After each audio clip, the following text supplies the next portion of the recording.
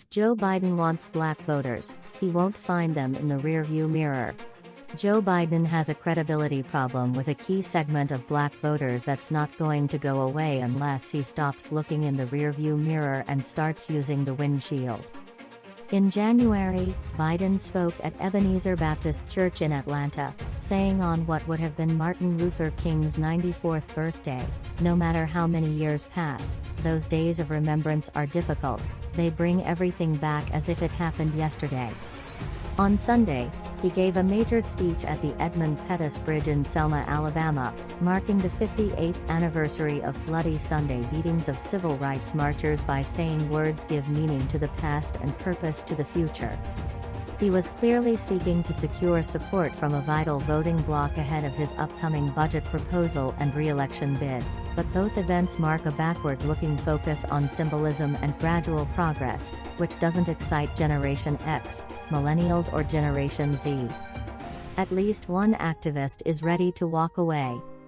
Biden needs guys like Ali Nervous on his side, and right now, he doesn't have them.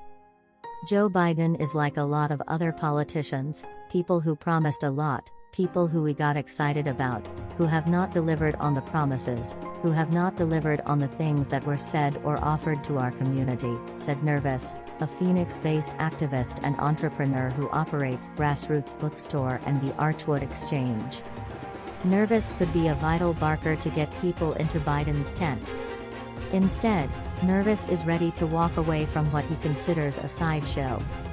Here we are again being disappointed and disregarded. We should stop putting so much hope in politicians and hope in people who have continuously misled us and find things that we can do on our own to build up economic stability for ourselves, he said. To be clear, a president's power is limited, and there's only so much Biden can do without support from Congress.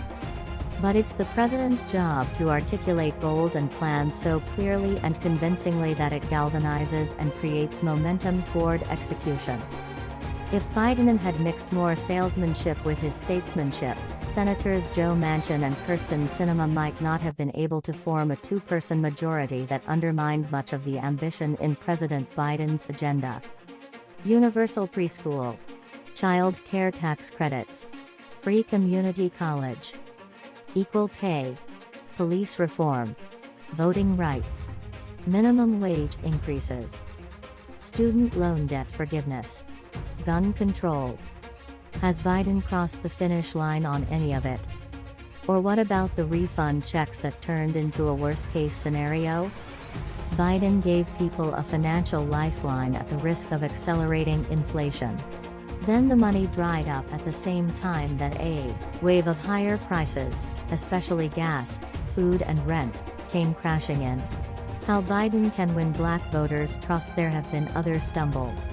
The Democrats lost the House, Kamala Harris disappeared, plenty of liberals and black voters wanted her to be more of a Dick Cheney than a Dan Quayle, and a Chinese spy balloon had to be shot down in U.S. airspace. Now, here's Uncle Joe showing up at the picnic, trying to sweet-talk black folks just like he did in 2020? We all know what's coming, but could you at least buy dinner first? For Nervous, that's what it comes down to. Even if he wouldn't put it in such terms. He thinks Biden could earn his trust between now and Election Day 2024, but it won't be easy.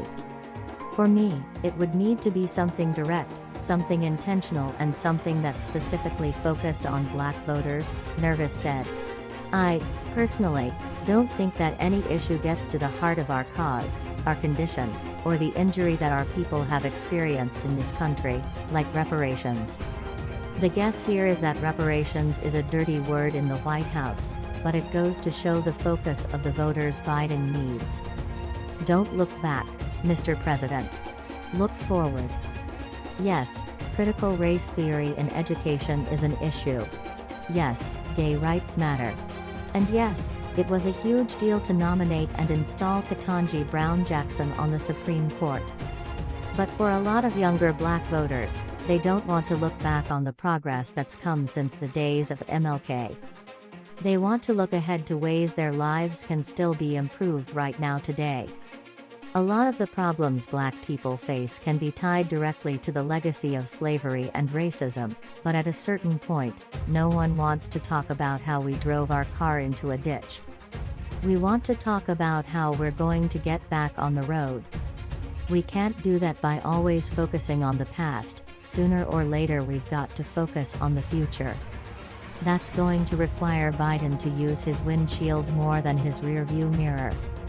That's today's latest news. Don't forget to subscribe, like, and comment so that this channel can continue to exist. Thank you for listening to the end, and I hope it's useful.